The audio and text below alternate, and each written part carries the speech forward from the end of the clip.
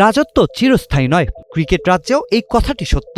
আজ যে মুকুট মাথায়, কাল তাও অন্য কারো কপালে উঠতে পারে। টেস্ট বোলিংয়ের সিংহাসনে হলো তেমনই এক পালাবদল। দীর্ঘ 2.5 বছরের রাজত্ব শেষে এক ধাপ নিচে নামলেন জাসপ্রীত বুমরাহ, আর ম্যাকাইয়ের আকাশে 10 উইকেটে ঝড় তুলে প্রথমবারের মতো সিংহাসনে বসলেন অস্ট্রেলিয়ার মিচেল স্টার্ক।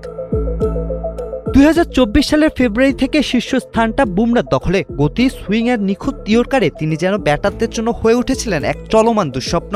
কিন্তু ক্রিকেটের মঞ্চে বিরতি কখনো কখনো রাজদণ্ডও কেড়ে নেয়। শ্রীলঙ্কার বিপক্ষে ভারতের চলমান টেস্ট সিরিজে বুমরার অনুপস্থিতি আর বাংলাদেশের বিপক্ষে স্টার্কের আগুন ছড়া বোলিং, দুয়ে মিলে বদলে গেল মুকুটের মালিক।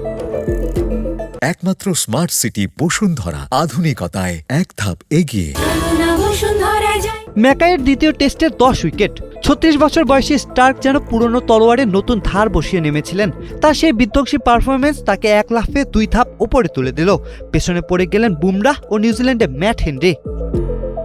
15 বছরের টেস্ট ক্যারিয়ারে স্টার্ক বহুবার সেরা 10-এ ঘুরেছেন, অ্যাশেজে উঠেছেন সেরা 3-এও, কিন্তু 1 নম্বরের সিংহাসন যে ছিল অধরাই।